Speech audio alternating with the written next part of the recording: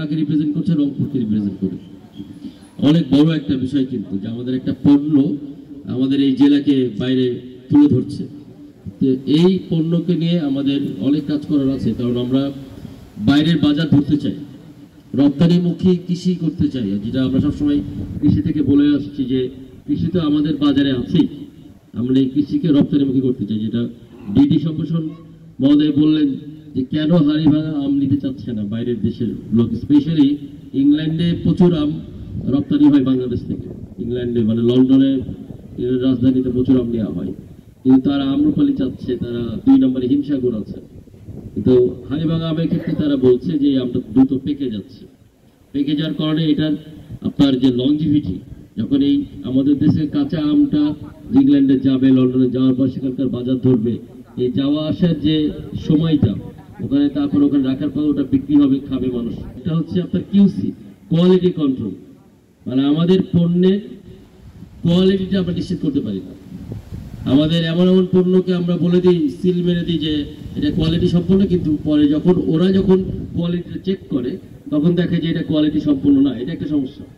যেটা সমস্যা হলো যে আমাদের যে লংজিভিটি, এরকমও হয়েছে যে আপনার ফরমালিন দেওয়া পণ্য চলে গেছে বিদেশে, ফরমালিন দেওয়া পণ্য আমরা সিল মেরে দিয়েছি যে ভেরিফাইড, চলে গেছে বিদেশে, ওখানে যে ফরমালিন ধরা পড়েছে। তাহলে এটা আমাদের দেশের জন্য কত বড় লজ্জার জন্য, বুঝতে পারছেন? আমরা হাড়িভাঙার ক্ষেত্রে সেটা যেন না হয়, এবং হাড়িভাঙার বাজার যেন আমরা বিশ্বের বাজারে তৈরি করতে পারি, এইটার আমাদের কাজ করতে হবে। সেটার একটা কাজ, যে গবেষণায় যে কাজটা হচ্ছে, যে কিভাবে এটার লংজিভিটিটা বাড়ানো যায়, এবং এই যে দ্রুত পেকে যাচ্ছে, পেকে যাওয়ার পর এটা স্বাস্থ্য একটু অন্যরকম হয়ে যাচ্ছে, কেন হচ্ছে, এই কারণগুলো খুঁজে বের করার চেষ্টা চলছে ইতিমধ্যে। আর আরেকটি বিষয় আপনাদেরকে আমার বলার আছে, সেটা হলো যে হরমোনের যে প্রয়োগ, এরপরে কার্বোহাইড্রেটের যে আপনারা কার্বনের যে প্রয়োগটা করে থাকেন, এটা কমাতে হবে, না, এটা বাদ দিতে হবে। এটা আইনে বলে দিয়েছে যে এগুলো প্রয়োগ করা যাবে না। ওয়ালটন আবারও মিলিনিয়ার অফারে ওয়ালটন ফ্রিজ কিনে আপনিও হয়ে যেতে পারেন মিলিয়নিয়ার। মিলিনিয়ার ছড়াছড়ি দেশ জুড়ে, এটা শুধু ওয়ালটনই পারে।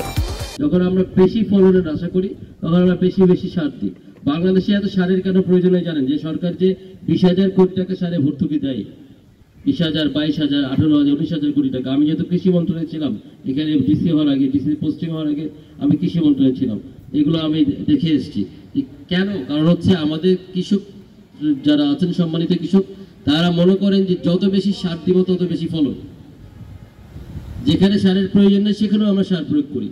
এটা একটা ভুল ধারণা, ভ্রান্ত ধারণা। এটাতে যেটা হয়, প্রথমত ওই জমিটা নষ্ট হয়ে যায়, অতিরিক্ত সার দেওয়ার কারণে ওই জমিটা পরবর্তী বছরের ফলন হারায়, এক। আর যে আমের ক্ষেত্রে যেটা হয়, যে আমের ক্ষেত্রে যে হরমোন এবং এই যে আমরা কার্বোহাইড্রেট বেশি করে ইউজ করছি, কার্বন ডাইঅক্সাইড দিচ্ছি বা কার্বন দিচ্ছি, এটার কারণে কার্বলিক যে অ্যাসিডগুলো এটার মধ্যে যাচ্ছে, আমের কোয়ালিটি নষ্ট হয়ে যাচ্ছে, আমের গুণাগুণ নষ্ট হয়ে যাচ্ছে। হয়তো আপনার কাছে আপাত দৃষ্টিতে মনে হবে যে হ্যাঁ, ফলন তো অনেক বেশি পাচ্ছি, কিন্তু এই যে বিষয়গুলো, যে আমরা বাইরের বাজার ধরতে পারছি না, এটার পিছনেও এটা একটা কারণ রয়েছে।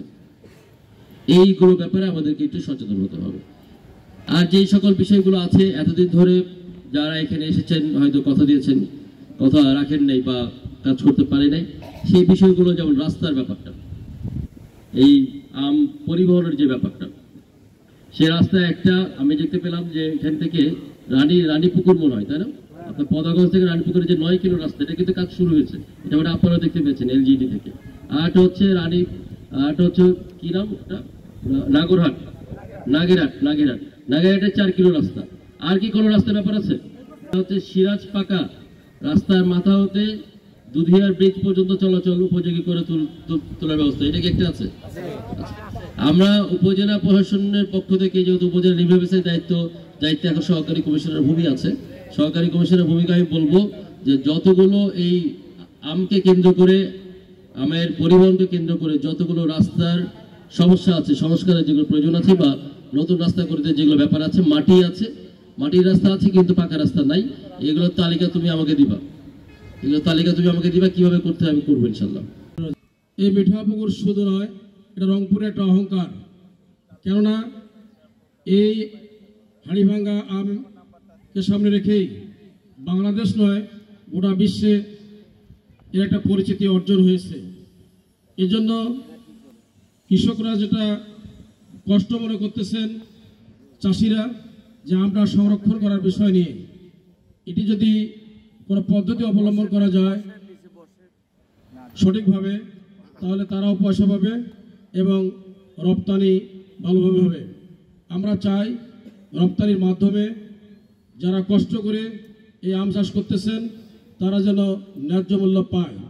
এরপর অনেকে এখানে দাবি রেখেছেন যেখানে যেহেতু প্রায় 1.5-2 কোটি টাকার লেনদেন হয়, সরকারি কোনো ব্যাংক নেই, নিঃসন্দেহে একটা যৌক্তিক দাবি।